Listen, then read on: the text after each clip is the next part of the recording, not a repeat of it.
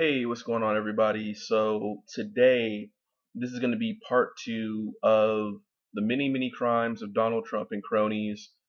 This part being the second part about Erik Prince. So in the last video about Erik Prince, we kind of just talked about a lot of stuff about his Blackwater days and how Blackwater killed 17 innocent Iraqis in um, in Iraq during the war.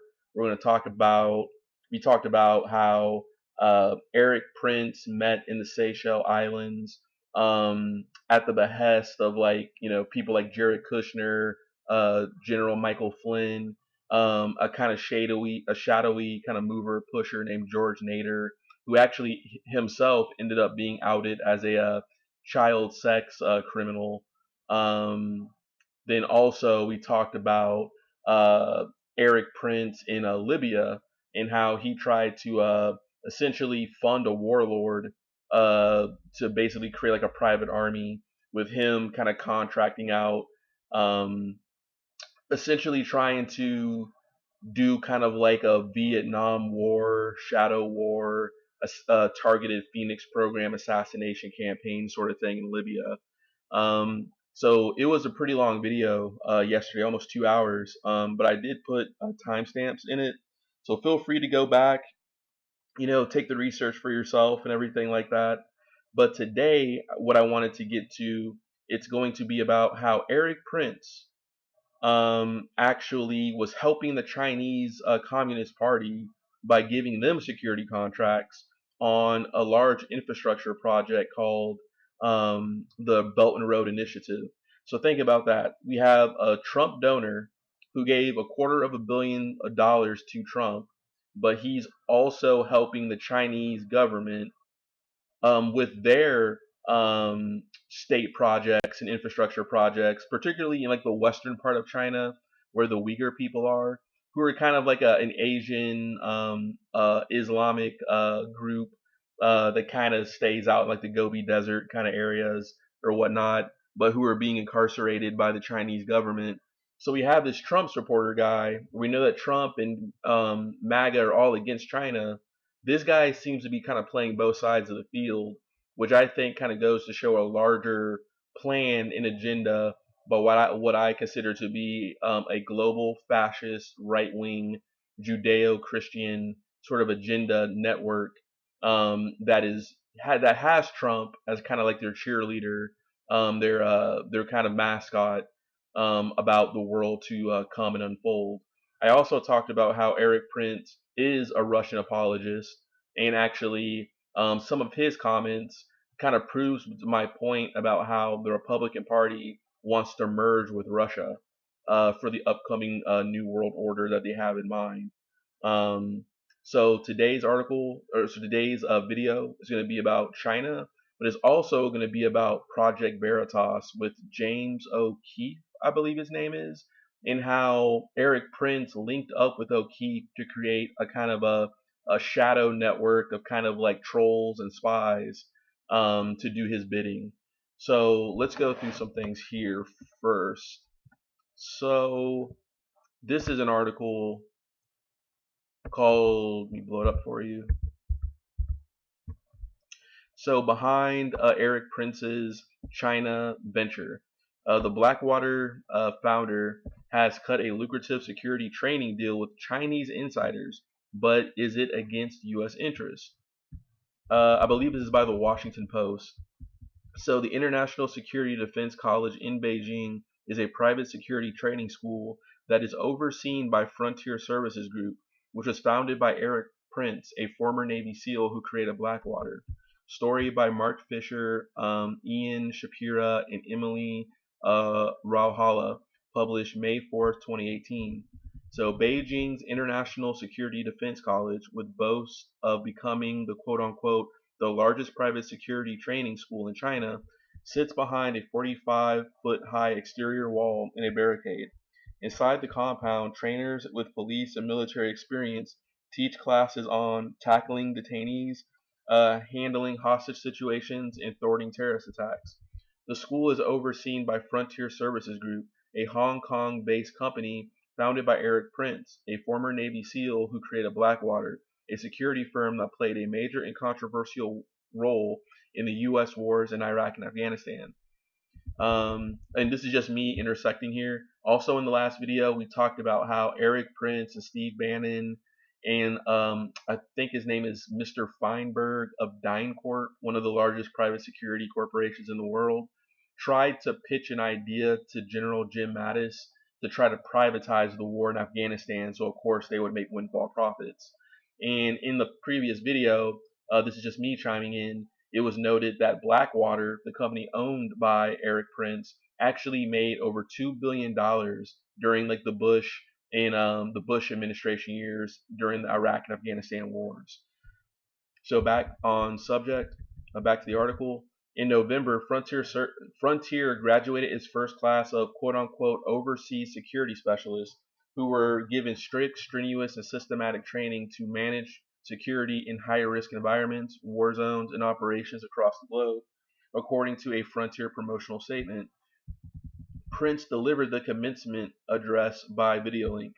The school's promotional materials boast that Frontier has trained more than 5,000 Chinese military personnel, 200 plainclothes police officers, 500 SWAT specialists, 200 railway police officers, and 300 overseas military police officers. A slogan painted on the school's wall reads, "Training Ground for Warriors."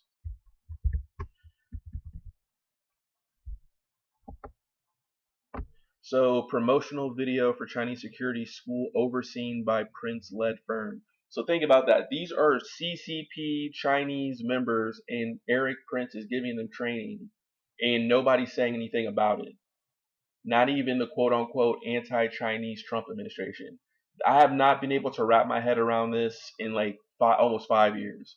Nobody ever talks about it.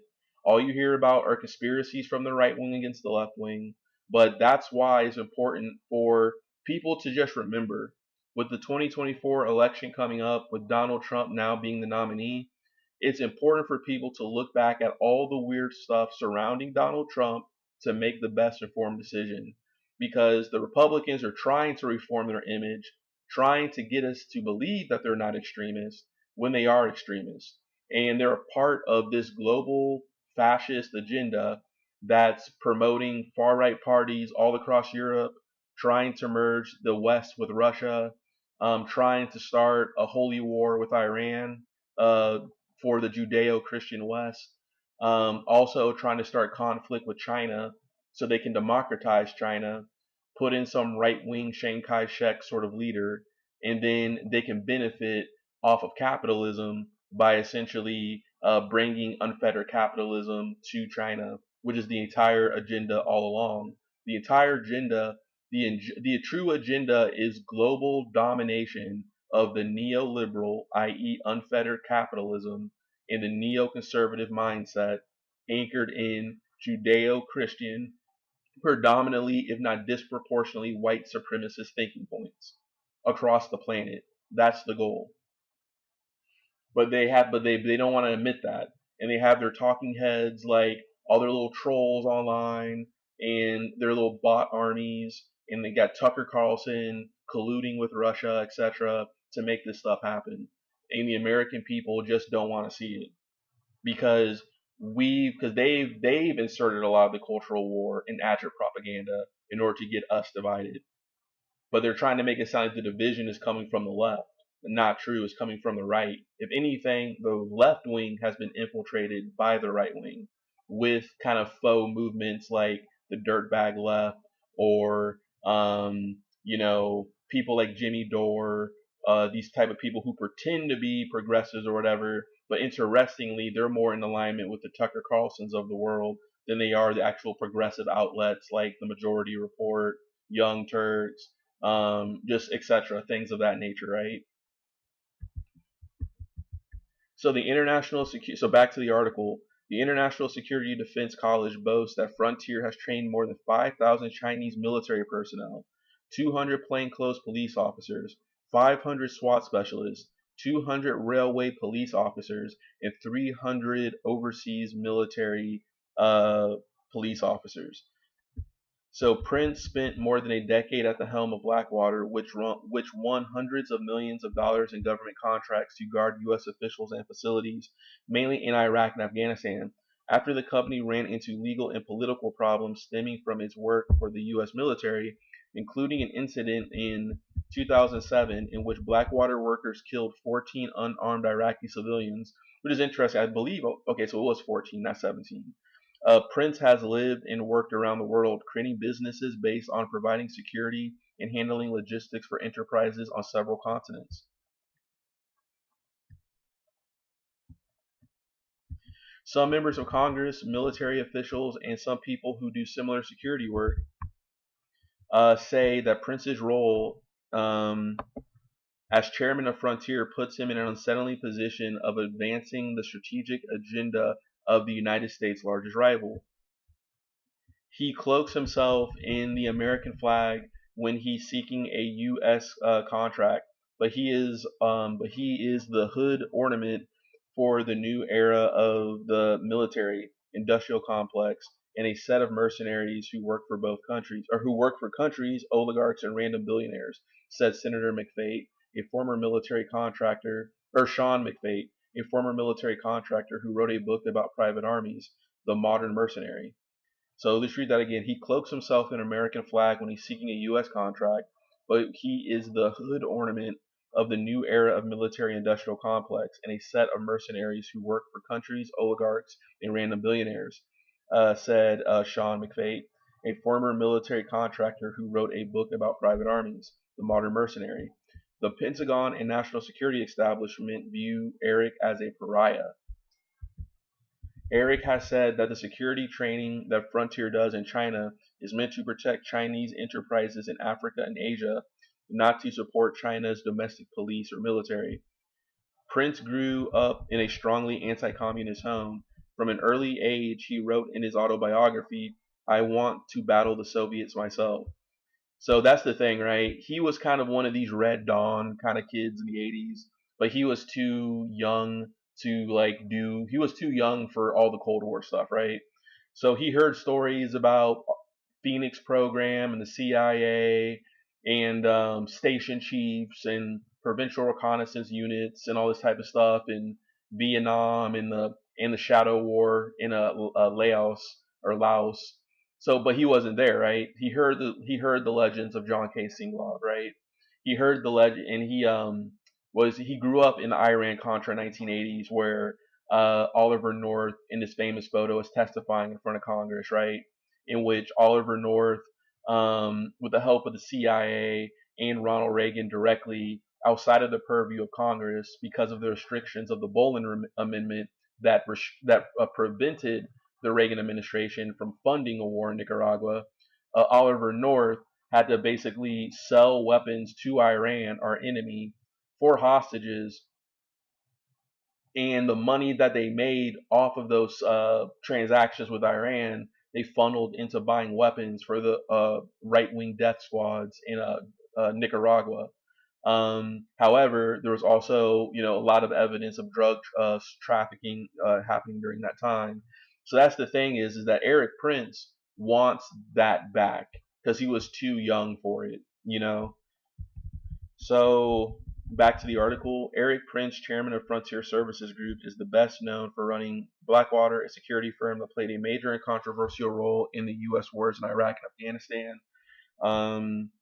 More recently, however, he said that his business in China is quote unquote is not a patriotic endeavor. Rather, it is an effort to build a great business and make some money doing it. So therefore, right? So he can give $250,000 to Trump in a campaign donation.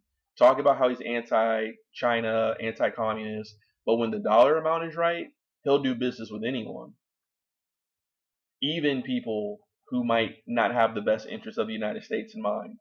Which just goes to which makes me think that there is some deeper level type, I mean, 3-dimensional, 4-dimensional chess going on, as if they're trying to implode China to make it into like a democratic sort of system, away from the current regime of the CCP. But so much of American supply chains, even to this day, are still caught up in China. And the rich, the billionaires who stole American jobs and sent them over to China to begin with, are now trying to instigate a war with China so Americans and Westerners can die and also Chinese people die. But the rich people, the banks, the construction, the insurance companies, the defense industry, they're going to benefit the most in the rebuild. You don't make, sometimes you make just as much money in causing the war than you do in the rebuild. And it's just like what happened kind of in World War II. How, even though America was on the right side of history and we were the just ones who defeated fascism and the Nazis and everything like that, the truth is that you had a lot of right wing industrialists supporting the Nazis who also benefited from the Marshall Plan rebuilding of Europe. So I would not be surprised, and these are my words, and I'm not hearing them spoken anywhere. So if you start hearing talking points similar to this, know where you heard it from, because you're not hearing it anywhere else. And I am going to be confident in saying that, because I do actually suspect, and this is me just talking off the record and off the cuff here, I do suspect that there are some more prominent news outlets watching my content, because I'm noticing a lot of weird anomalies of me making a video. And the next thing I know, a larger outlet is somehow making a video about it. So I don't know if these news outlets or even things like the Young Turks or something like that have people on their staff with fake profiles pulling what people are talking about. And then when they find something that hits, they take it themselves. They have a larger platform, and therefore, because they're a part of the YouTube participation program, they're able to capitalize with the algorithm and advertising money. While small time creators like me, because I'm not a professional YouTuber with the fancy thumbnails and all the edited videos in a studio, I get my stuff shadow banned. While these other people start taking the information of investigative freelancers like myself or others. So if you hear, so think about it. You're hearing it from me because you're not hearing it from anybody else, and I stand by that fact. I stand by that fact. So so let's get back to business. So Prince has a knack for showing up where history is being made. Born to a fortune, he has built armies of contractors, buddied up with foreign leaders, and delved into domestic politics, playing a supporting role in various campaigns against Hillary Clinton and helping Donald Trump's presidential candidacy in 2016. Blackwater won him prominence but also infamy, especially after some of his guards working in Iraq killed unarmed civilians. Prince, now 48 years old, portrays himself as a misunderstood patriot, a devoted warrior for his country. He is also a globe-trotting entrepreneur with a flair for intrigue. Prince is a man of supreme connections. After living out of the country for several years, he turned up at a Trump's election night party. His oldest sister, Betsy Davos, is the president's education secretary. He is also close to Stephen K. Bannon, Trump's former chief strategist. Now, let me interject again. So, some of the other older videos I made about Steve Bannon. So we know that Steve Bannon was linked up to Guo Wengui. Guo Wengui is like this weird supposed Chinese anti-communist dissident who actually was discovered to potentially have Chinese communist intelligence links himself. And Steve Bannon was actually arrested on this guy's yacht because of Steve Bannon ripping off people in his private fundraisers for the Build the Wall campaign for the southern border. Guo Wengui, as we learned through investigative journalists by other people, is that he actually fled China because he was actually a corrupt person bribing Chinese officials in real estate deals. So he fled the country, made it to the United States, but then he realized that he can make money off of the Chinese immigrants who don't like the Chinese government, charge them money, rip them off on a bunch of like bogus business dealings, and then pocket the money to live a lavish lifestyle and yachts and Lamborghinis, etc. That's the type of people who Steve Bannon associates himself with. Steve Bannon also not only was ripping people off because of this Guo Wengui stuff, he was also ripping people off because of the border wall fundraisers, as I already said. But he was also ripping off kids. He was ripping off kids who were playing video games. Interestingly, by employing Chinese sweatshop workers to basically play video games 24 hours a day so they could actually buy and collect little in-game trinkets like little swords or coins, right? But real kids all over the planet are asking their parents to buy this stuff with real money. So they were mining these goods and then upcharging the goods to kids and pocketing the difference. That's the sort of person who was leading Donald Trump's campaign. And we're also learning that Steve Bannon also had ties to Jeffrey Epstein and also former Israeli Prime Minister Ehud Barak, because they were trying to do a documentary for Jeffrey Epstein to clean up his reputation. So this is the same Steve Bannon who promotes conspiracy theories like QAnon, which are nothing more than repackaged anti-Semitic protocols of the Elder of Zion nonsense, trying to blame the current state of the world on one Jewish billionaire named George Soros, as if there aren't other billionaires who are white Anglo-Saxon Protestants doing whatever they want. He's okay with promoting that conspiracy, but at the same time, not, talking about his connections to Epstein. And let's not forget that Epstein worked for former Attorney General Bill Barr's dad, I believe Donald Barr, at a prestigious New York prep school where Jeffrey Epstein was probably even abusing girls as far as back then. And what's even crazier about the Barr family connection is that William Barr's dad was actually moonlit as a science fiction author and actually wrote a book called Space Relations. You can't make this stuff up. He wrote a 1970 sci-fi book called Space Relations that talks about women on another planet being sexual slaves for men. You can't make this stuff up.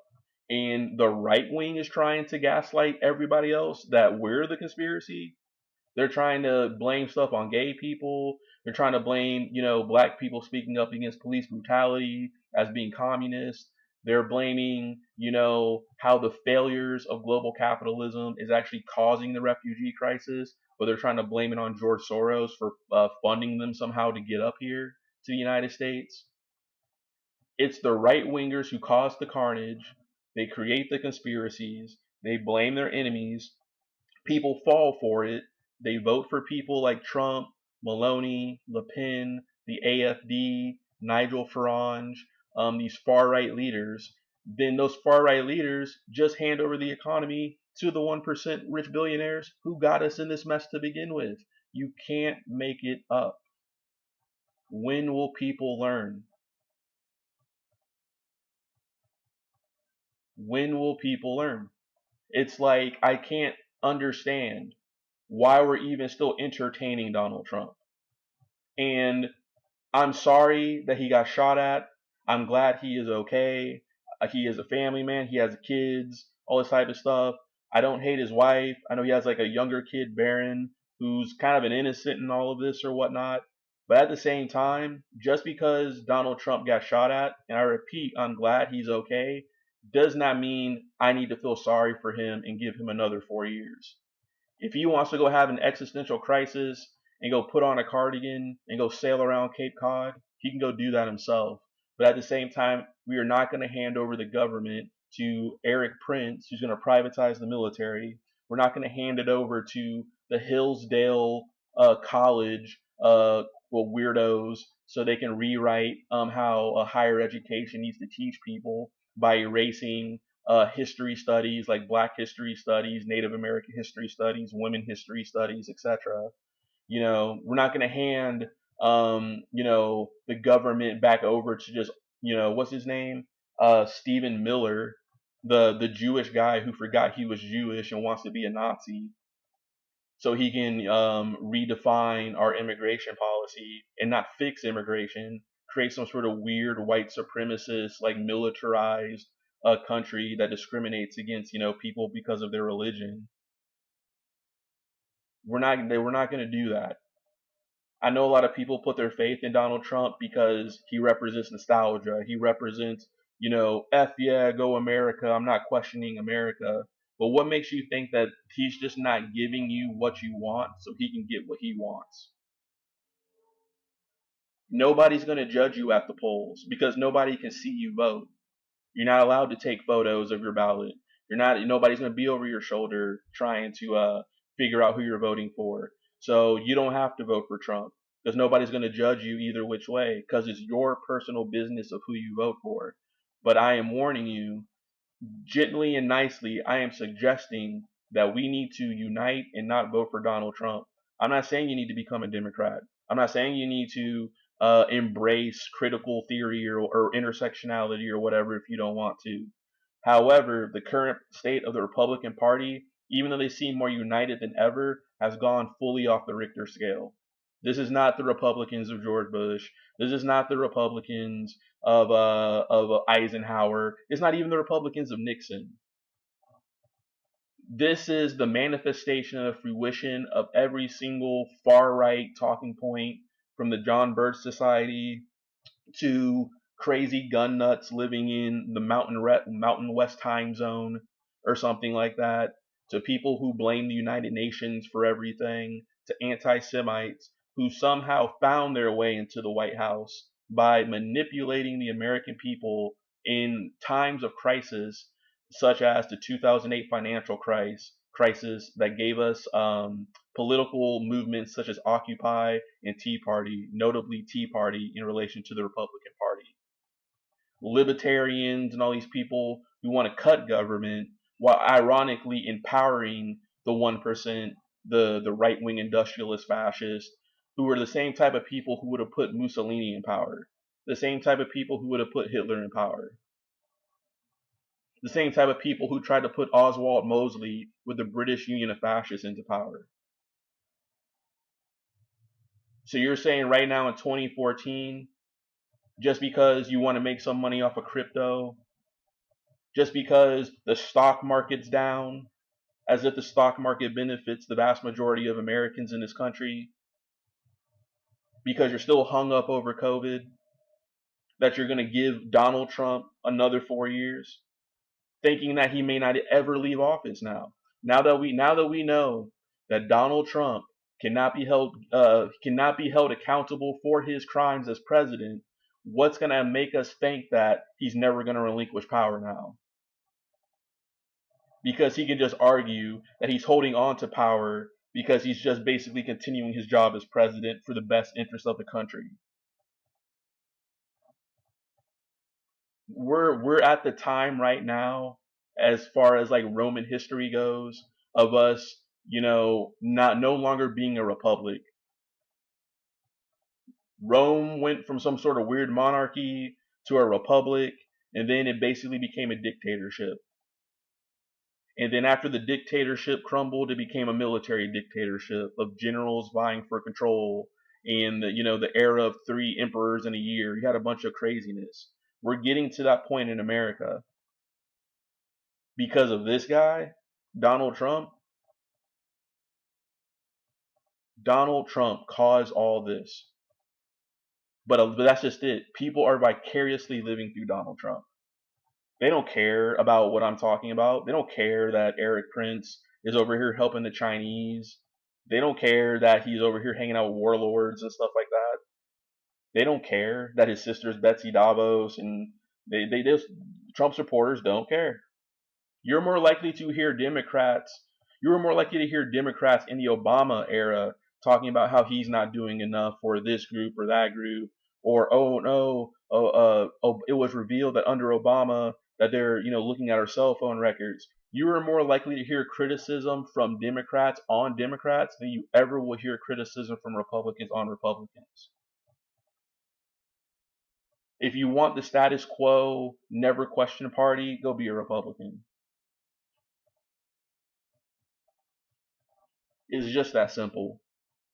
We're at a crisis mode right now, and I'm not even freaking out. To me, at this point, I'm prepared for it. I'm embraced for it. But what I noticed though through online culture, from the bro podcast to the military guy podcast and everything, some veteran on here, I guess they're somehow an expert. They're more of an expert than the people in the Pentagon. They somehow know the insider information while they make their YouTube video. I just notice a lot of this YouTube culture, Instagram culture is very right wing. And if it's not apparently right wing, it's subliminally right wing to lead you, to red pill you. And we all fell for it. And it's helping Trump get back into power. The goal of conservatives is to make it seem that people standing up for social justice are somehow the status quo when they will never be the status quo. That world has not come yet. That world of reconciliation has not come yet. But the conservative goal is to make it seem that it already happened. People can't even smoke weed in this country. Are you serious? Did you know that Dick Uline, who is actually a the heir of Schlitz Brewing, I believe, in Milwaukee, him and his wife, one of the biggest Trump donors, they want to recriminalize weed. Do people realize that? I'm sure there's plenty of Republicans out here that toke up, but they're not thinking about that. They're thinking about vengeance. The MAGA movement is fueled by vengeance.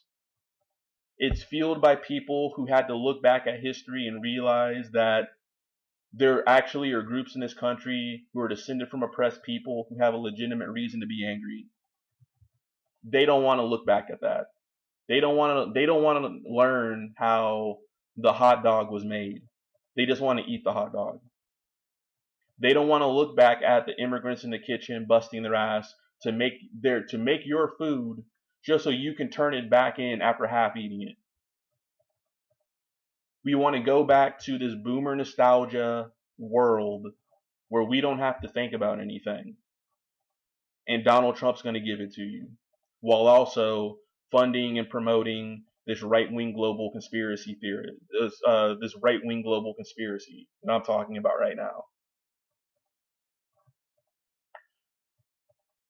Amen. So let's get back on to track here, right? So Prince is a man of supreme connections. After living out of the country for several years, he turned up at Trump's election night party. His older sister, Betsy Davos, is the president's education secretary. He's also close to Steve K. Bannon, Trump's former chief strategist. His companions won contracts from the George W. Bush and Barack Obama administrations to operate drones and provide security for the CIA. His connections get his his connections get his ideas in front of important people. Last summer and fall, Prince's proposal to have 6,000 private contractors take on the training of Afghan security forces won consideration from top officials at the National Security Council, as did a related plan to pay private companies to help capture suspected terrorists for the U.S. government. His connections get him in trouble. Special counsel Robert S. Mueller III is looking into whether Prince's meeting last year in the Seychelles, what I talked about yesterday, with a Russian official close to Russian President Vladimir Putin was actually an effort to create a back channel between the upcoming Trump administration and the Kremlin. Prince has denied that he was representing the administration when he met with Kirill Dmitriev, the chief of the Russian Direct Investment Fund, their sovereign wealth fund. So, as Prince has been used, and Prince has used his connections to push the envelope in innovative and potential problematic ways. His growth business in China has now sparked allegations that he is acting against U.S. interests. Erik Prince likes to present himself as the perfect patriot, but in fact he is the super mercenary, said Representative Jan Schwakowski, Democrat, Illinois, a longtime Prince critic. The definition of a country is having hegemony over the use of force, and Erik Prince blurs that. He wants to monetize war and peace. Prince turned down requests for an interview with the Washington Post.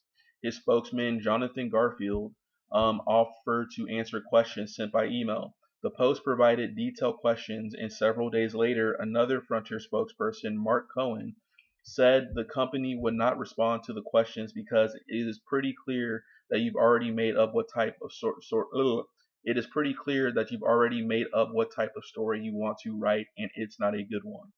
A Frontier spokesperson later sent the Post a written statement saying that, quote unquote, Erik Prince is a proud American who would never seek to undermine the national interest.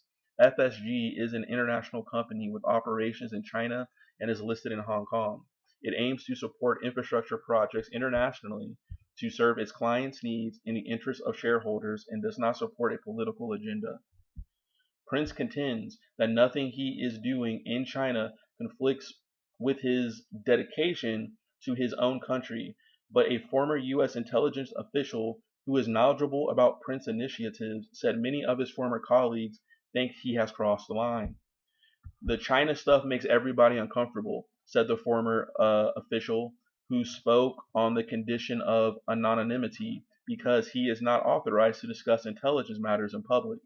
In the intelligence community and the Pentagon, there was discomfort to begin with because he was courting the Chinese government at the same time he was courting the American government for work.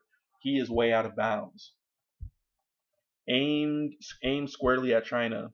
Prince calls his palatial estate in Middleburg, Virginia, Blackwater Ranch. But in the 7 years since he sold Blackwater's successor company, he has built new businesses all around the world. Blackwater, Prince wrote in his autobiography, Civilian Warriors, became something resembling its own branch of the military and other government agencies. We became the ultimate tool in the war on terror, with 1,000 contractors in Iraq and hundreds in Afghanistan. Back at home, though, Prince's company became, as even he described its soiled reputation, the face of military evil, gun-toting bullies for hire. After the 2007 incident in Iraq turned Blackwater into a target for political criticism, especially from Democrats, and after then Secretary of State Hillary Clinton in 2019 scrapped Blackwater's contract to protect diplomats in Iraq. Interesting. So Hillary Clinton is the one who said we need to cancel Blackwater's contract. Are we really going to believe that that did not have an effect on how Hillary was treated at the Benghazi hearings in Libya later on, when she already had so many enemies in DC already? So Prince came to believe that he was the target of unfair and unwarranted inspection. So let me see here. So Prince commissioned as a Navy officer, serves as a SEAL. So I was strung up so the politicians could feign indignation and pretend my men haven't done exactly what they paid us handsomely to do, he wrote. Boxed out of new business with the U.S. government, Prince turned his attention to partnership in other countries. In 2020, after lawsuits and congressional investigations focused on Blackwater and those who had worked for the company, Prince moved to the United Arab Emirates, living there for 3 years. He wrote in his autobiography that he made the move because he was, quote unquote, fed up with endless drip of frivolous lawsuits and years of bad press. In 2013, 2 years after he'd sold off the remains of Blackwater, Vice was working hard to write a new chapter in his career. According to a former associate, Prince poured millions of his own dollars into Africa through a private equity fund called Frontier Resource Group, which invested in mineral and oil extraction in countries such as Guinea and South Sudan. But when the firm struggled to raise capital, former associates of Prince said he changed course and began Frontier Services Group. The new venture was aimed squarely at uh, the new venture was aimed squarely at the rapidly expanding economic engine of China, which was creating enterprises across Asia, Africa. Prince wanted to offer logistics and aviation services for China's businesses in some of the planet's most problematic places. After all the controversy surrounding Blackwater's use of force and his military role, Prince repeatedly promised to steer clear of security work. He said, creating a quote-unquote austere logistics company, which would focus on moving people and goods rather than providing security. With the assurance in 2014, William J. Fallon, a retired Navy admiral who has served as head of U.S. Central Command and had known Prince for many years, eagerly joined the company's board. Interesting. Actually, I want to look up something real quick. I'm skipping over to another article. That's interesting. I've heard that Fallon name before. I want to say it was in one of these articles we read about.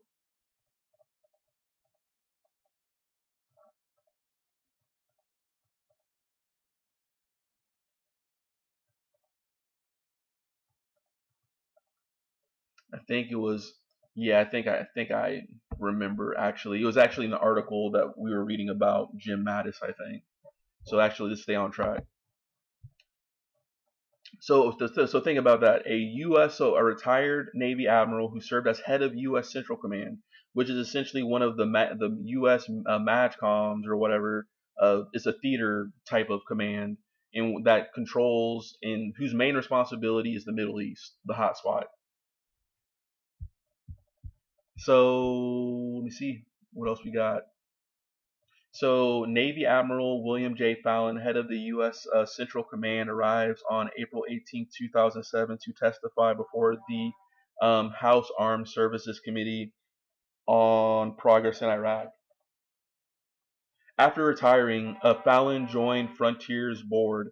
Prince has repeatedly vowed that the company would not do any security work. So, quote unquote, Erik is a guy who's very smart and very aggressive and has a lot of good ideas. And with some people of prudent risk taking, this was one of the things that looked appealing, Fallon said. So, Prince allied himself with a well connected Hong Kong entrepreneur, Johnson Ko, whom Forbes magazine ranked in 2016 as Hong Kong's 49th richest resident, and whose digital TV set top box business was a dominant player in the Chinese market. So he's kind of like the Comcast guy of China, but also probably like into other things, right? So interestingly, I'm just going to go off the record here real quick from this article. If we actually pull up one of the drawings I did, so there's that. Actually, let me pull it up here, and this one right here.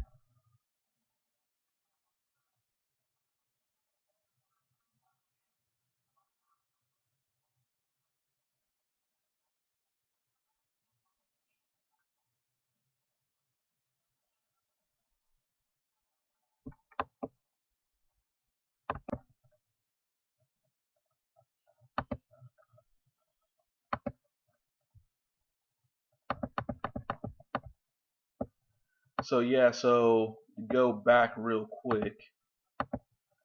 So that Johnson Co guy, right?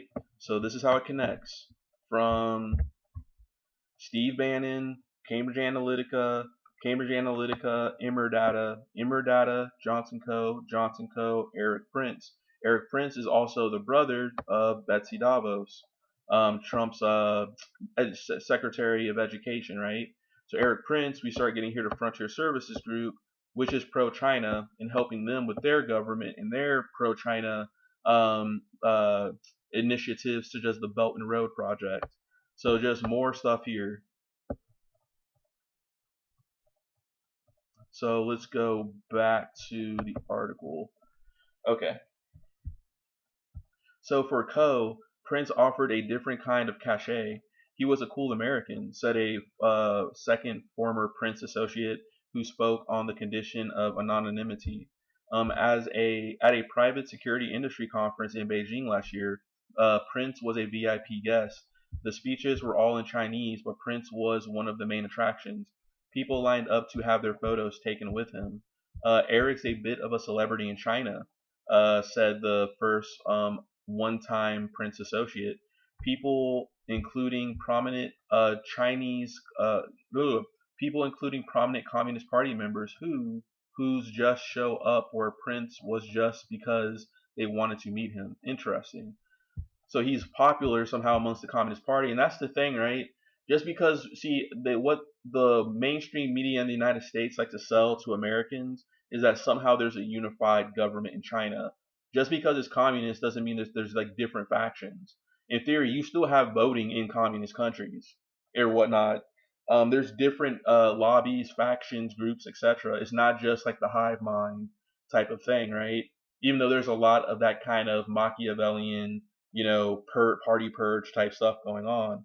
But if we go back to what we learned about Guo Wengui in some of the articles about him, it was it was revealed that Guo Wengui was kind of a part of a faction of higher ups in the CCP that were kind of dissidents against the party's hardliners. Because let's be real, the truth is that even though China is a communist country, it's really kind of communist as far as the totalitarian control apparatus, not really as far as providing healthcare to its people, not as far as like, and also they're corporatist. They have corporations and businesses. It's just the state owns a major own is the state is always kind of like the sole investor. So it's like this weird. They're almost more fascist kind of growing than communist really at this point, because it's almost like state corporatism.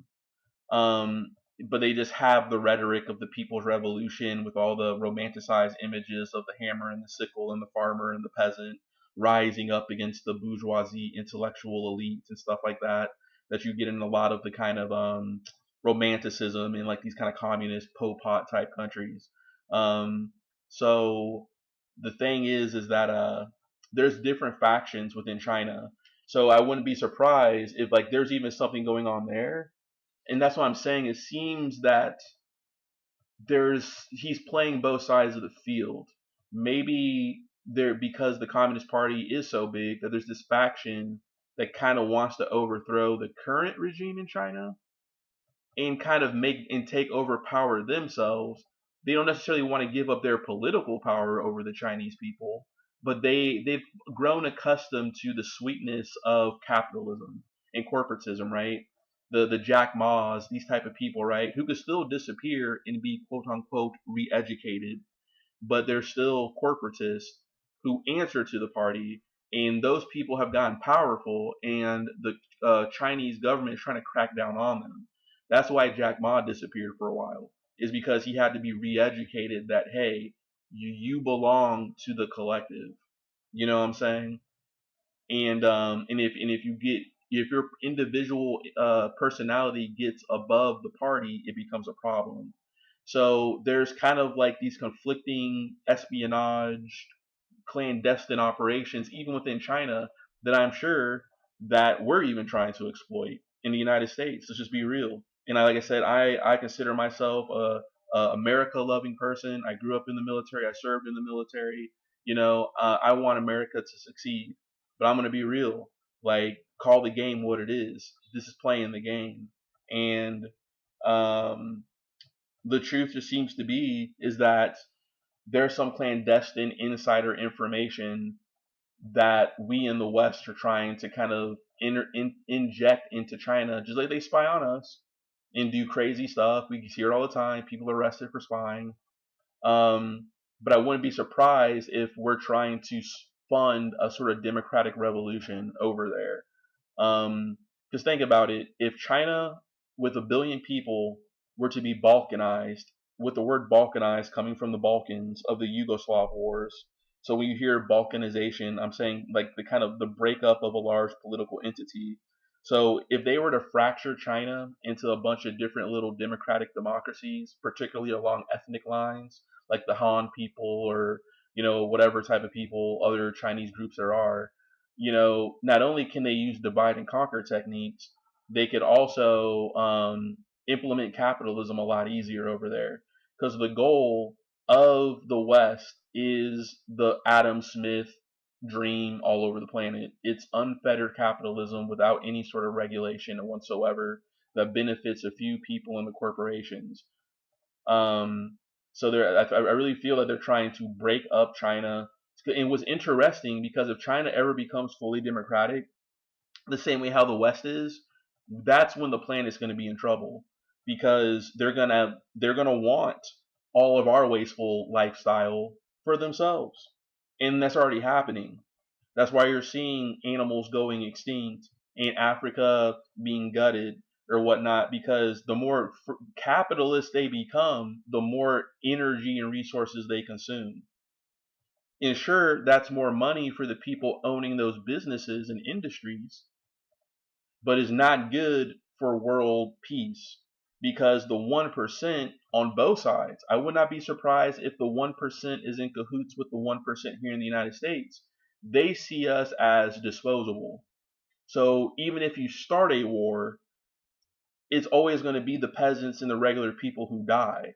Whereas the rich people are still kind of talking to each other, even though they're on different sides of the political or geopolitical, line in the sand. So who knows what's going on? And I know that's kind of bleeding into conspiracy theory stuff, but let's just look at history. You know, like, do I have proof that this is 100% happening? No, but at the same time, I will admit I have a strong inclination, and you can take it for what it's worth yourself, that this is what's happening.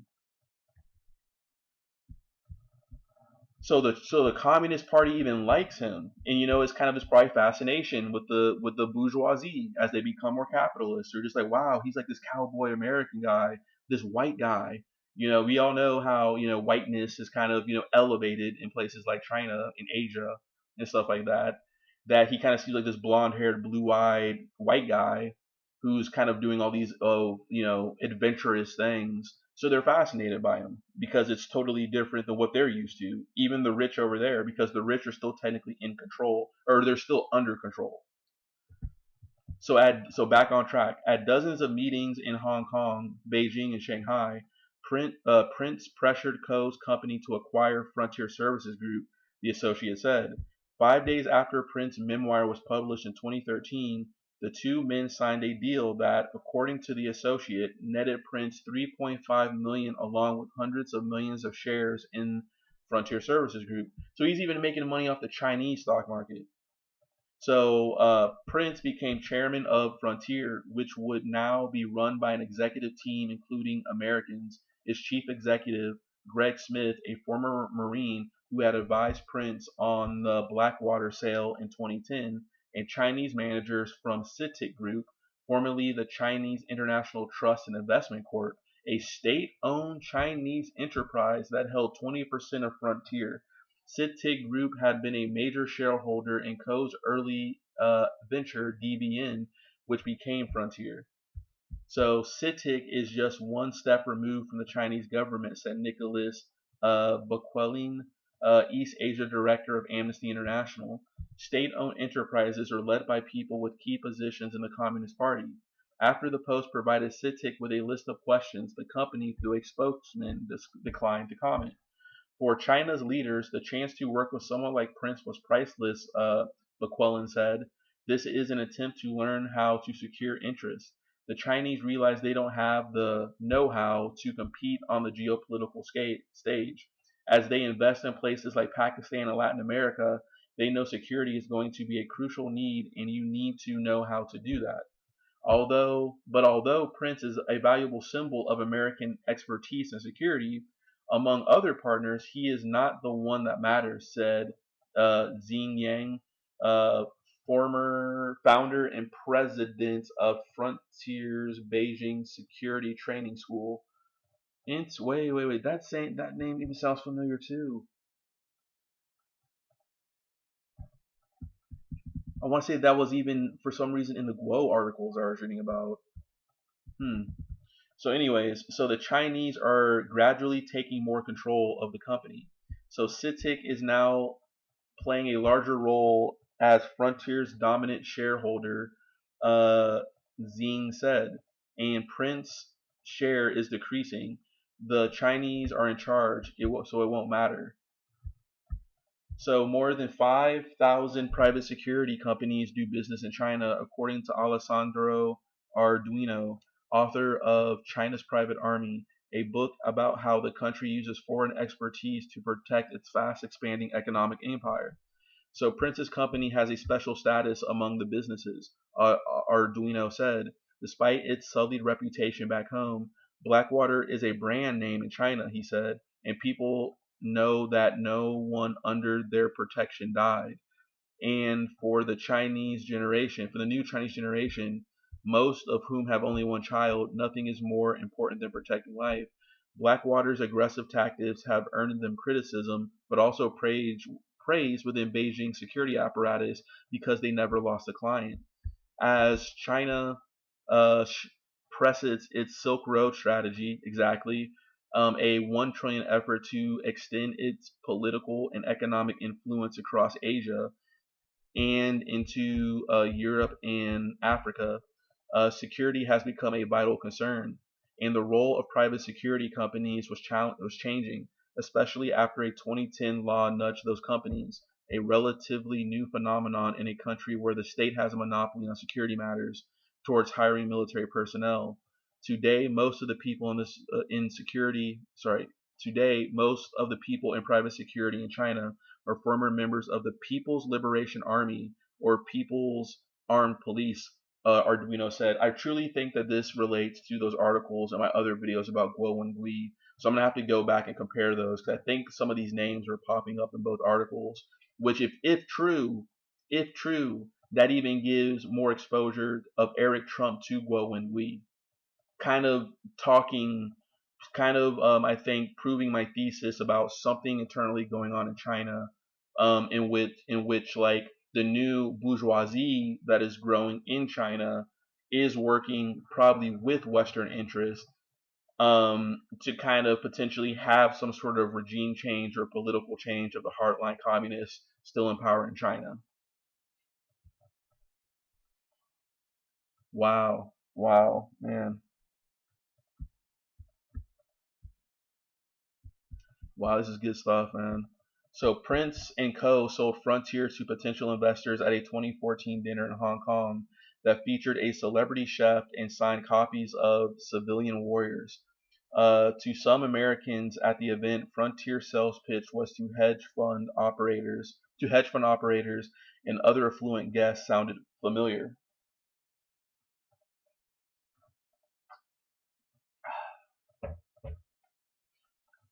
All right. So the company's promotional slide deck included an illustration of a rugged landscape featuring armored vehicles, helicopters, a plane, and a surveillance blimp.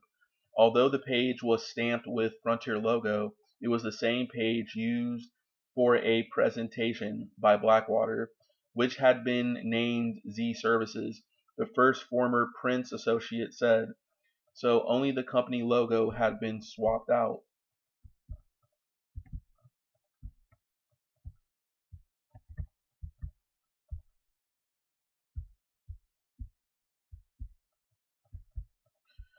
So to impress investors, Frontier used an old Z Services presentation.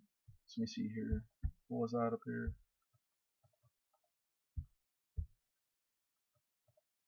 Ah, interesting. So it was the same page used for a presentation by Blackwater, which had been renamed Z Services. Gotcha. So that's what happened to Blackwater, and they just basically just copy and paste and use the same sort of stuff there. Frontier's early work took place mainly in Africa, where the firm bought a Kenyan aviation firm, enabling it to transport officials from the United Nations or the U.S. military's Africa Command. Frontier later purchased an aviation company in Malta, so that relates back to the articles we heard yesterday about how when Erik Prince was trying to shack up and get cozy with, I think, Ahmed Haftar, I think the general who owns half of Libya today. There was something noted in one of those articles talking about how some of the mercenaries had to basically flee Libya in an inflatable raft to Malta. So that obviously, they went there. They must have went to this clandestine aviation company owned by Frontier, therefore owned by Erik Prince, where where it used Boeing 737s to fly around sports and music celebrities such as Lady Gaga and U2, according to Prince's former associates. Wow, huh? Interesting. Interesting. Wow, this is wow. This is wild stuff. So Frontier also conducted medical evacuations, such as after the 2015 Al-Shabaab terror attack at Garissa University College in Kenya that killed 148 people. By late 2015, Frontier was trucking all manner of products, furniture, mustard, mayonnaise, skin cream across Africa. Um, so Frontier Services Group is not Blackwater at all, Prince told CNN last year. None of our men are armed. We deliver groceries, including frozen groceries, from Cape Town and Durban all the way through the Democratic Republic of Congo. We do aviation out of Malta, and we are the biggest meta evac provider for the UN. It is not a defense contractor at all. So let me see here. So he's kind of in the conflict hot zone mitigation services type thing. So a strong red line. Wow. So a strong red line. At first, Fallon wasn't bothered by the Chinese enterprise stake in Frontier. The country, he said, is one of the few willing to invest in Africa. The regulations in Hong Kong are upfront and they're very strict and they play by the rules, he said. Before joining Frontier, Fallon had only one serious reservation. He worried about violating the U.S. Constitution's ban on retired or active government employees accepting emoluments or payments from foreign nations without congressional approval. But Fallon got legal advice and a green light because the Chinese didn't own a controlling interest in Frontier. But Fallon knew his limits. As a former high-ranking U.S. military officer, he could not, in good conscience, work for security matters for another country. I didn't want to get into the security business, he said in an interview. Guns, bullets, training people, protection services. That's not what I signed up for. I wanted a complete divorce from that stuff, especially given my history. If I show up at someone's door and I am with an outfit doing security, what are they going to think? This is a strong red line. Although Frontier initially focused its works on Africa, it changed course last year. On its website, security now took top billing. Frontier Services Group understands that it takes what it takes to succeed in frontier markets, the site says. Our solutions are based on first-hand experience operating in the most austere environments, integrating security, logistics, and services into customized solutions. The second former Prince associate said the shift has been marked.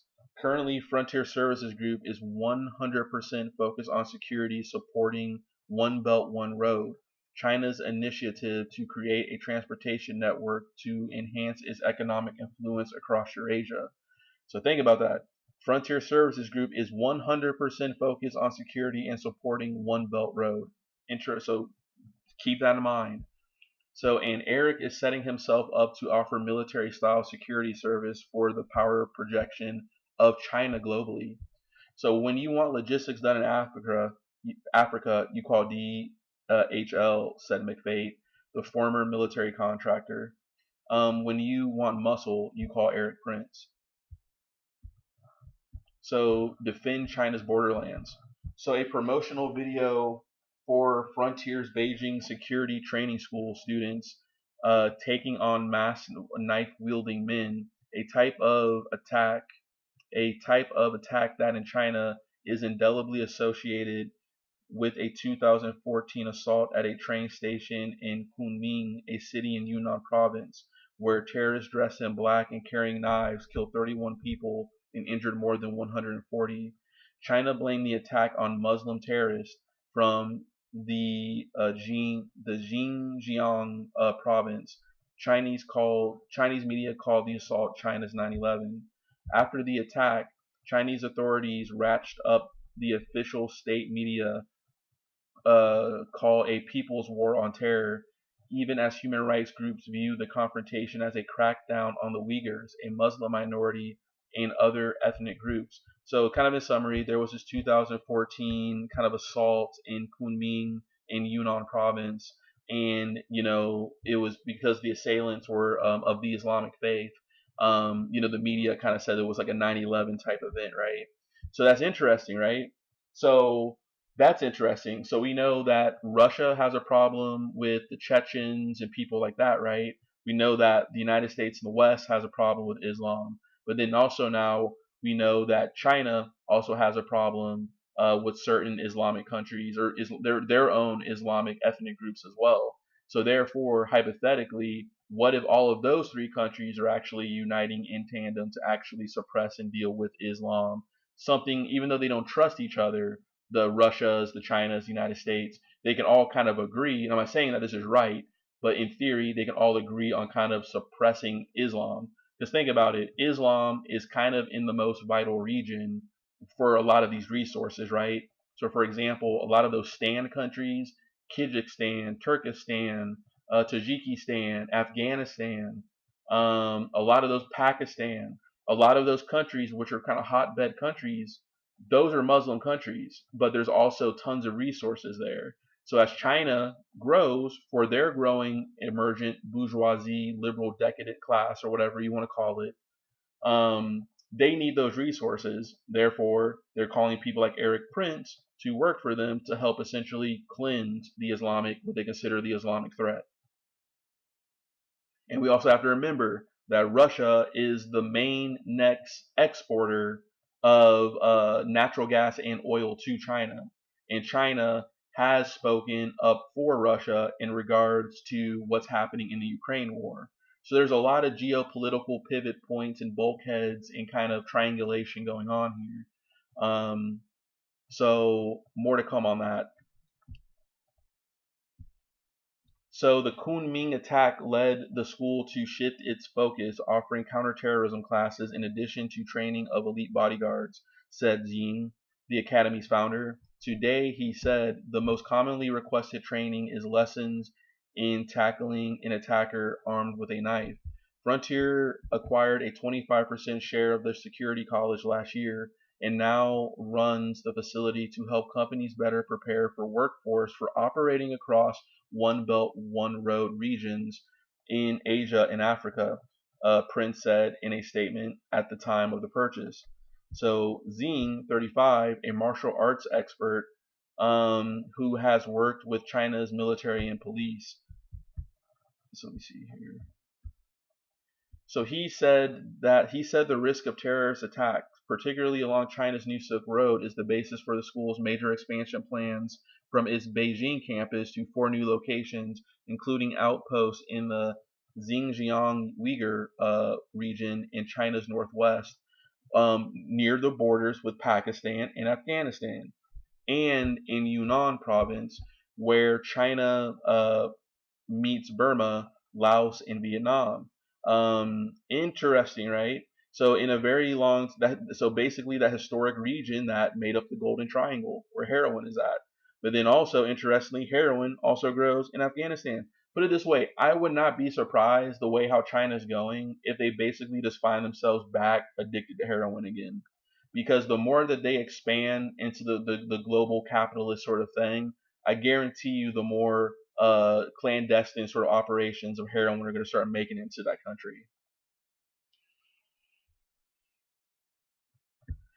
So in the long term, Frontier plans to open branches of the school in every province in China.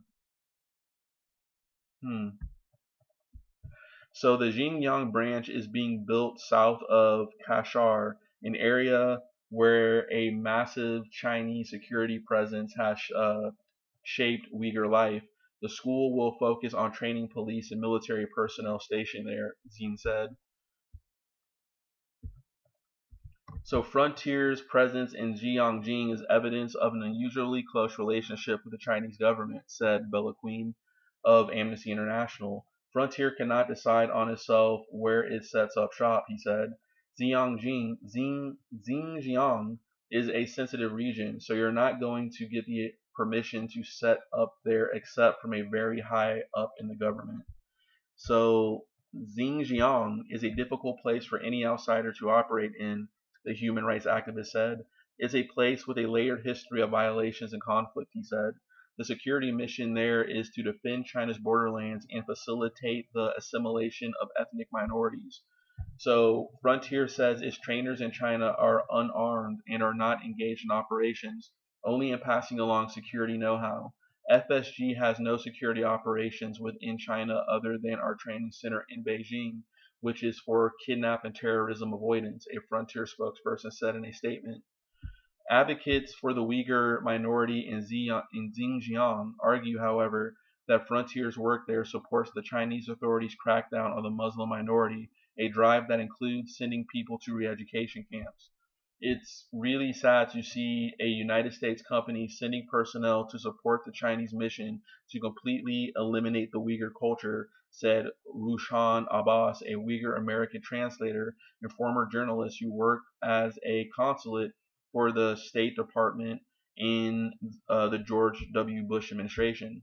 So Frontier's exact role in the province is not clear, said Nuri Turkle, chairman of the Uyghur Human Rights Project and a Washington lawyer, but it's very disturbing to have an American entity helping the Chinese government further its oppressive policies. So Frontier declined to respond to the Post questions about its forward operating base in Xinjiang, but in previous statements, the company said that its training at such facilities is designed to teach security skills to unarmed non-military personnel. Resignations. So at a tense two-day board meeting in March 2016, the Americans and the Chinese who ran Frontier were on opposite sides of a basic division about the company's future, according to the first former Prince associate. So convening in Hong Kong, Frontier's American executives detailed the results in an internal investigation that the company had commissioned on whether Frontier was at risk of violating U.S. regulations governing the sale of weapons or combat tools to foreign governments. So, as Frontier expanded into security works, Fallon and some other U.S. executives at the company have begun to worry. In 2015, according to Frontier's documents, Smith, the company's chief executive, learned that Prince had directed two of the company's crop dusters, small planes that FSG rented out to governments so they could keep watch on trouble spots, to be modified to be armed with guns, rockets, and Hellfire missiles. So interesting. So interesting. There's actually a certain plane called the Sky Warden, right? Let me do something here real quick.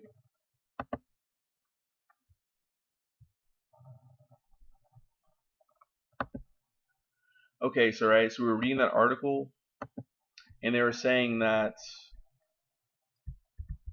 in 2015, according to company's documents, Smith, the company's chief executive, learned that Prince had directed two of the company's crop dusters, small planes that FSG rented out to governments so they could keep watch on trouble spots, to be modified so they could be armed with guns, rockets, or Hellfire missiles. Interesting. Which is, so let me see here. So I'm not saying that it's so the plane I'm going to show you is called a Sky Warden, and it's by a company called Air Tractor, who actually won a contract from defense contractor L3 Harris. And I believe in a U.S. military competition called Armed Overwatch. However, I don't think that's the plane they're talking about, but it's very similar. So I'll show you a photo of that plane later. So the modified planes were intended for use by the government of Azerbaijan in its decades-old conflict with ethnic Armenians, according to the former Prince associate. That person said Prince helped set a military unit for the former Soviet Republic, but the modified crop dusters never reached Azerbaijan. According to international frontier documents, executives were concerned that the company might be skirting U.S. law, known as International Traffic in Arms Regulations, ITAR, requiring Americans to obtain special permits before defense-related technology can be transferred to foreign countries. Okay, so this is me talking. So there's two type of regulations, right? There's ITAR, which is by the State Department. So you have to obtain licenses essentially to send even information to foreign governments in which they could actually help a foreign adversary, right? Or there's the Department of Commerce where they have EAR, which are export armed regulations or something. And that deals more so with kind of like high technology software to prevent them from falling into the wrong hands. So you have ITAR and EAR. Those are like the two main regulations when it comes to like making sure you don't export something that could help a foreign government.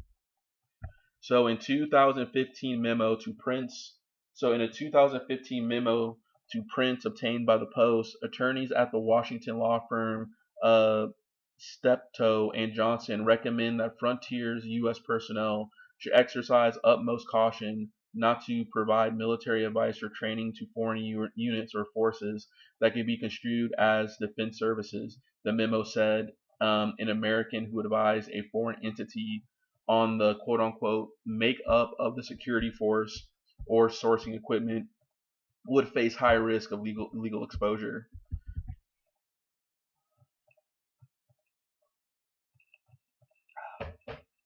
Take a little drink of water real quick. All right, we're still rolling. So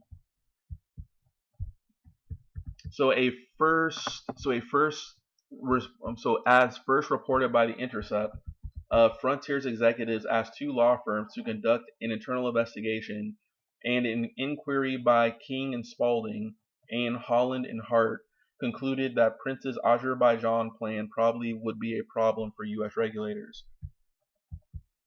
The evidence strongly suggests that Prince was offering a foreign defense article, in other words, an attack aircraft for sale to Azerbaijan's defense ministry. The law firm's report said Frontier itself didn't appear to violate U.S. regulations. The report said, but Prince and some other Frontier employees appeared to engage in brokering activities without being registered with the State Department. This presents potential violations of ITAR, liability for which may flow to Frontier Services Group. Prince never applied to the State Department for a license to broker the sale of planes, according to the first former Prince associate. John Black, part owner of a Virginia firm that trains companies to comply with ITAR, said Prince probably would have been rejected for a license. The State Department doesn't like to approve exports to places where there are these regional conflicts. So when Frontier executives learned that the investigation had found, they canceled the sale of the planes, the two former Prince associates said, and King and Spalding's attorneys excuse me, worried that Frontier faced legal liability from Prince's actions. Went to the Justice Department in February 26 to lay out their findings, according to company documents. The visit to justice the visit the visit to justice took place without Prince's knowledge, the former Prince associate said. Jeez, what a story, man. So they tried to sell these planes to Azerbaijan, and then Frontier executives asked two law firms to do kind of like an independent review. But then after they found out that Prince may have actually violated ITAR regulations, they went to the State Department or the Justice Department to report it without Prince's knowledge. So a London-based spokesperson for Frontier said that FSG's review did not identify ITAR violations, an assertion that FSG or Prince violated any laws in this matter is categorically false. FSG voluntarily filled a report with the State Department's Directorate of Defense Trade Controls. So interesting. So London-based spokesperson said FSG's review did not identify ITAR violations.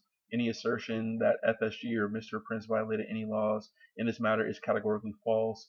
FSG voluntarily filed a report with the State Department's Directorate of Defense Trade Controls back in September 2016 to assist with their inquiries, to which there has been no follow-up whatsoever, making it crystal clear that his matter has ended. The Justice Department and other U.S. officials declined to say whether they are investigating Prince's role in engaging in military commerce with other nations. The State Department, which Frontier also notified to possible transgressions, declined to comment. A person familiar with the department's investigation of Frontier said the case was still active as of December 2017. It was taken very seriously, the person said. This case was not considered routine. Frontier has rejected any notion that it might have been involved in selling military equipment. Since our inception, FSG has had bright line policies against the provision of defense services, the company said in a statement. FSG has been and remains strictly a transportation and third-party logistics business. So at Frontier's Hong Kong board session, a few weeks after Justice Department meeting, Ko, remember Johnson Ko, the senior Chinese official on the board, defended Prince, according to the first former Prince associate with knowledge of the meeting. The board's Chinese member said China needed his expertise. Ko declined to speak to the Post, the Washington Post, and did not respond to the written questions from Frontier spokesmen had requested. So they did not want to speak to the Post and did not respond to written questions that Frontier spokesmen had requested. Immediately after Ko spoke, Smith, Frontier's chief executive, and Fallon announced their resignations. So Fallon declined to discuss his departure, and Smith would not comment for this article. Dong Yi Huai, a former CITIC executive, is now Frontier's chief. Interesting. So it's a lot of weird internal dynamics here. Because like I said, it was like it's never so it's like it was a Chinese owned thing, but you had Americans on the board, so it's like a joint American venture. But because of this sort of State Department, Justice Department investigation, in theory, the Americans kind of got pushed out or kind of quit for fear of violating U.S. law type of thing. And I think what really stemmed that was a lot of different things, but also a lot of different things, but notably some sort of like air tractor converted to a military weapon sort of a thing that happened in Azerbaijan. It's like what kind of tipped off a lot of things. So within months, all but two Frontier's American senior executives had departed, mainly because of their concern that Prince's works in China could conflict with U.S. interests, said five people who worked closely with Prince. So a few months ago, when a former colleague confronted Prince about his work training Chinese security officers, Prince replied by asking whether it would be better if he did the work in China or if the Russians did it. The former colleague recalled. So he's kind of obfuscating there a little bit because in some other video, I think even by Fox News, when they talked about Erik Prince and the Seychelles at that 2017 meeting with Russian Kirill Dmitriev on behalf of the UAE, George Nader, Michael Flynn, George Kushner. In that segment on Fox News, they put it up a thumbnail in which Erik Prince was like, well, if the United States and the communists in Russia could unite to fight, Nazi fascism, why can't the United States and Russia unite to fight Islamic fascism? So so he's saying that thing, but then he's also saying, well, it's better, us train them than the Russians train them. So it's like he's kind of Machiavellian. If no matter what situation he's in, he's going to have the right answer to kind of triangulate and kind of pivot a little bit in order to kind of throw it back into the person's face, the questioner's face. So it's interesting. He wants to merge with Russia, but then at the same time, he's saying that like Russia, I'm here so they can't train China or something like that. So then again, maybe that is some sort of third three-party chess in which he wants to have strong relations with Russia, but at the same time, he wants to undermine Russia from getting closer to China. But at the same time, China has hostilities towards the United States, so he's kind of helping our enemy in theory. So there's all this weird third, three, fourth, fifth dimension ways of kind of looking at the situation. You almost have to write it out. So although some of Prince's former associates wish he would steer Frontier away from security work, others say his initiatives in China fit in with his view that American foreign policy has lost its way. So he's sounding very much like John K. Singlaub. So in some ways, nothing's changed with Erik, said a former military contractor who worked closely with Prince for years. He clearly feels that the U.S. government and State Department betrayed him. He's very, very angry. So yeah, he's very, very angry that they cut his contracts. He's very, very angry that he can't upcharge U.S. taxpayers for him to go on his adventure campaigns across the globe. when we already have a military that we spend trillions of billions of dollars for every single year. Every single year. Not see, that's just it. We give the military a budget every year.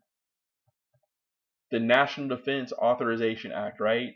Every single year is basically up to like $1 trillion a year on military spending. A year. I'm talking about like 900, $600 billion type stuff, right? He's mad he can't get a cut of it anymore. This is the libertarian, right? The libertarian who wants to live off the government. And if our government says no, he'll go find another government to go get it from.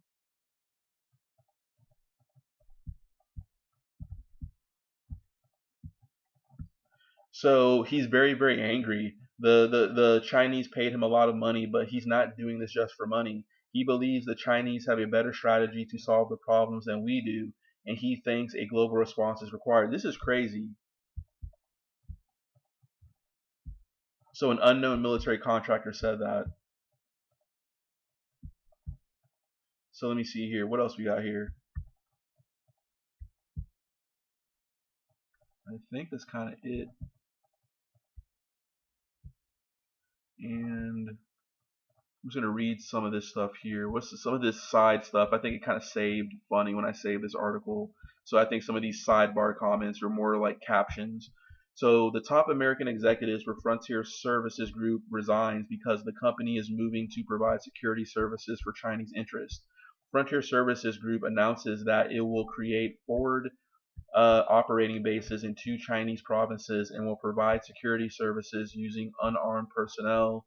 Prince visits Trump's tower to advise Trump transition officials on foreign policy. Prince meets with a Russian investment official close to Vladimir Putin in the Seychelles as part of an apparent effort to create a line of communication between Moscow and President Trump. U.S., European, and Arab officials tell the Washington Post. Prince testifies before the House Intelligence Committee about his Seychelles meeting and says he was not representing the Trump administration. So it's interesting. He's never going to tell the truth. And that's just interesting that these people, like, oh, he converts to Catholicism, oh, he's a Christian or something like that, though, too. And it's just like, but they justify lying. You know what I'm saying? It's just like, what are you talking about?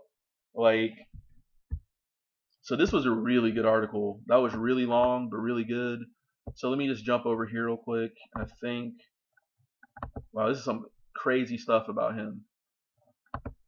So this is a picture of the L3 Harris 01 OA1K Skywarden, and it's basically just a tractor trailer that's been modified by L3 Harris to basically be kind of an ISR vehicle, so intelligence, surveillance, and reconnaissance aircraft, right? And the cool thing that the reason why this won, I believe, I want to say it was the Armed Overwatch program, was because U.S. Special Forces kind of wanted a plane that was easily modifiable in the field. Like, for example, you could take off the wings, you could take off the wheels, you could fix the propellers pretty easy, stuff like that to kind of help U.S. Special Forces and probably even clandestine forces like the CIA, etc., kind of conduct ISR missions. So very interesting. And they also do like COIN, so counterintelligence or counterinsurgency sort of operations. So counterinsurgency type stuff, and ISR, intelligence, surveillance, and reconnaissance. Wow, that was good, man. Like, jeez, I feel like I need to just keep going now because this is wild. So this is actually, I'm gonna do another part to this because this is gonna be kind of long. So let me close this one up, and then I'm gonna finish up the Frontier Services Erik Prince connections. Then I'll finish off with his James O'Keefe Project Veritas spy network connections. So let me stop this video right now, and we'll begin another one.